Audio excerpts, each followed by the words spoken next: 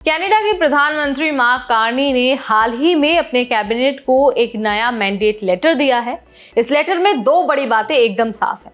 पहली बात यह कि कनाडा अब इमिग्रेशन को सस्टेनेबल यानी कि नियंत्रित स्तर पर लाना चाहता है, और दूसरा ये कि दुनिया के टॉप टैलेंट को अपनी इकोनॉमी के लिए आकर्षित भी करना चाहता है।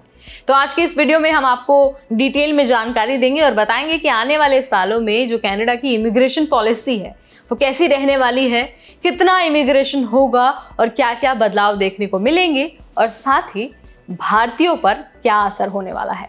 तो चलिए आपको सारे क्वेश्चंस का आंसर दे देते हैं बहुत आसान भाषा में। Hi everybody, I am Neha Upadhyay and you are watching NBT tech ed. तो सबसे पहले तो यही जान लीजिए कि भाई कनाडा में इमिग्रेशन को नियंत्रित करना इतना ज़रूरी क्यों है।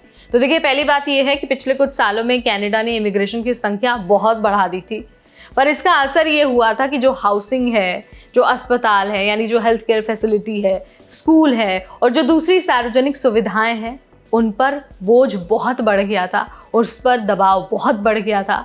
लोगों को घर खरीदने में या फिर किराए पर लेने में दिक्कतें आईं और कई जगह पर जो सर्विसेज हैं वो बहुत स्लो हो गई थी। इसीलिए सरकार ने ये तय किया है कि भाई अब इस परेशानी को देखते हुए इमिग्रेशन की संख्या को सस्टेनेबल यानी कि ऐसे लेवल पर रखना होगा जो कनाडा की पॉपुलेशन और जो रिसोर्सेज हैं उसके हिसाब से सही हो। यानी कि रिसोर्सेज और पॉपुलेशन दोनों का बैलेंस बनाना अब जरूरी होगा। इससे ज़्यादा इस साल यानी कि 2025 में करीब 4 लाख लोगों को पीआर दिया जाएगा, लेकिन इससे ज़्यादा संख्या नहीं बढ़ने वाली। इसके साथ ही सरकार ने यह भी तय किया है कि इसके बाद यानी कि 2026 में ये जो 4 लाख की संख्या है उसे घटाकर 3,80,000 किया जाएगा और 2027 में 3,65,000 लोगों को पीआर मिलेगा। यानी कि जो पीआर का एक प्रोसेस है ना, वो आने वाले समय में और कॉम्पिटिटिव होते जाएगा। हर साल कंपटीशन बढ़ेगा क्योंकि कम लोगों को पीआर दिया जाएगा, कम लोगों को परमानेंट रेजिडेंसी मेपल कार्ड मिलने वाला है। ये जो संख्या मैंने आपको बताई है यानी कि ये जो मैंने डेटा आपको दिया है, नंबर आपको जो बताया है, वो कनाडा की कुल अनुमानित आबादी यानी कि 41.5 करोड़ का 1% से भी कम है। इससे क्या होगा कि जो हाउसिंग और जो दूसरी सार्वजनिक सुविधाएं हैं उन पर दबाव कम होगा और लोग अपना जो एक लाइफ है वो अच्छे से जी पाएंगे और उन्हें एक अच्छा लिविंग स्टैंडर्ड मिलेगा। अब जरा जो दूसरी ज़रूरी बात है इस मैंडेट की, उसके बारे में डिस्कस कर लेते हैं, यानी कि टॉप टैलेंट को आकर्षित करना। अब आप सोच रहे हो कि भाई कनाडा तो ऑलरेडी एक बहुत बूमिंग इकॉनमी है, उसको टैलेंटेड लोगों की ज़रूरत क्या है। अब देखिए, कनाडा की सरकार अपनी इकॉनमी यानी कि जो उसकी अर्थव्यवस्था है उस पर अब ज़्यादा ध्यान देने की कोशिश कर रही है। अर्थव्यवस्था को मजबूत बनाने के लिए दुनिया के टैलेंट को अमेरिका की तरह अपने देश में लाना चाहती है। इसका मतलब ये है कि वो ऐसे स्किल्ड वर्कर्स को और प्रोफेशनल्स को और एक्सपर्ट्स को कनाडा लाना चाहती है जो टेक्नोलॉजी यानी कि जो इंजीनियरिंग है उसमें, हेल्थ केयर और दूसरे ज़रूरी सेक्टर्स में काम कर सके। सरकार ग्लोबल स्किल स्ट्रैटेजी को अपडेट करने वाली है जिससे जो क्वालिफाइड विदेशी कामगार हैं यानी कि जो फॉरेन प्रोफेशनल्स हैं उनके वर्क परमिट जल्दी और आसान तरीके से मिल सके।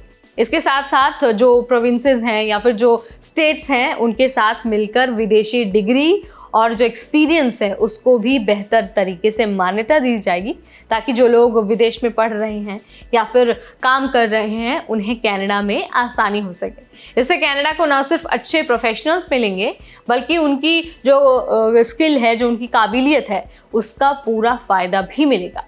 अब ज़रा पिछले बदलावों का असर आपको बता देते हैं और ये भी बता देते हैं कि जो आगे की प्लानिंग है सरकार की वो कैसी होने वाली है। अब आपको सबसे अच्छी बात बता देते हैं। बात यह है कि आपको जानकर खुशी होगी कि ये जो नई नई योजनाएं बन रही हैं वो पहले किए गए कदमों पर बनी हैं। जो पहले के इमिग्रेशन मिनिस्टर थे मार्क मिलर, उन्होंने भी इमिग्रेशन को थोड़ा कम करने और अस्थायी और स्थायी दोनों तरह के जो इमिग्रेशन है उसमें बैलेंस बनाने की कोशिश की थी।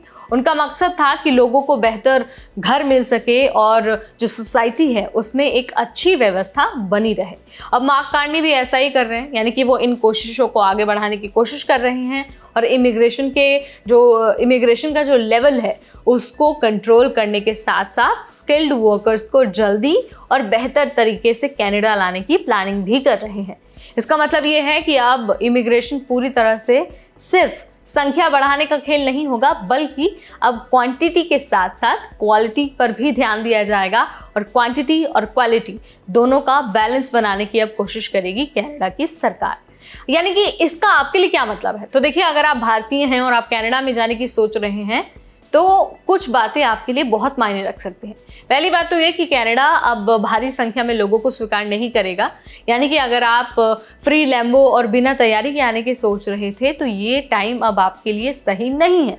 दूसरी बात यह है कि अगर आप स्किल्ड प्रोफेशनल हैं, स्टेम ग्रेजुएट हैं, इंजीनियर हैं या फिर आप इंजीनियरिंग की पढ़ाई कर रहे हैं तो ये मौका आपके लिए बहुत अच्छा है, क्योंकि सरकार आपके जैसे स्किल्ड प्रोफेशनल्स की तलाश कर रही है और आपका जो वर्क परमिट है और जो इमिग्रेशन का प्रोसेस है उसको आसान बनाने वाली है।